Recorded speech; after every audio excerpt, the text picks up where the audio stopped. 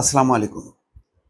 ভারতের যারা বাংলা ভাষাভাষী নিরন্ন মানুষ, দুস্থ মানুষ, গরিব মানুষ তারা এখন আতঙ্কিত। কখন তাদেরকে বাংলাদেশী চিহ্নিত করে তাদেরকে আটক করা হয় এবং বাংলাদেশের দিকে ঠেলে দেওয়া হয়। সেই আতঙ্ক ভর করেছে ভারতে বাংলা ভাষাভাষী সাধারণ মানুষের মধ্যে। এবং এখনো পর্যন্ত বাংলাদেশের ভেতরে ২,০০০ এবং আরো ২,০০০-এর বেশি বিভিন্ন সীমান্ত পয়েন্টে তারা অপেক্ষা করছে বা তাদেরকে আটক করে রাখা হয়েছে সুযোগ সুবিধা মতো। বিএসএফ পুশিং করছে। তেমনই একটি ঘটনায় উপরে রিপোর্ট করেছে বিবিসি। সোনা বানুকে মে মাসে ধরে নিয়ে বাংলাদেশে পাঠানো হয়েছিল। ৪ দিন পর আবার তাকে ভারতে পাঠানো হয়। তার বক্তব্যকে কোট করে বিবিসি বলছে, বন্দুকের মুখে আমাকে বাংলাদেশে ঠেলে পাঠানো হয়। দর্শক, সেই খবরে বলা হচ্ছে সোনা বানুর গা এখনো শিউরে ওঠে। গত কয়েকদিনে যা ঘটেছে তা ভাবতেই তার হৃদস্পন্দন বেড়ে যায়। ভারতের উত্তর পূর্বাঞ্চলীয় রাজ্য আসামের বাসিন্দা সোনা বানুর বয়স এখন ৫৮ বছর বয়স।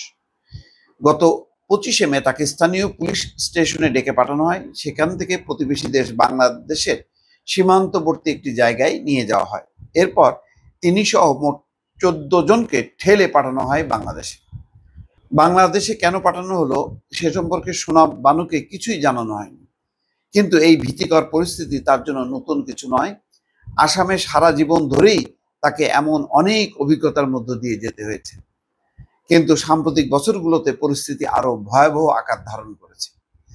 সোনা বানুকে প্রতিনিয়ত প্রমাণ করতে হচ্ছে যে তিনি একজন ভারতীয় নাগরিক এবং বাংলাদেশ থেকে অবৈধ অভিবাসী নন। ঘটনা নিয়ে সোনা বানু বলেছেন, তারা আমাকে বন্দুকের মুখে ঠেলে পাঠিয়েছে। একটি মাঠের মাঝখানে হাঁটু সমান পানিতে টানা ২ দিন আমাকে পানি এবং খাবার ছাড়াই কাটাতে হয়েছে।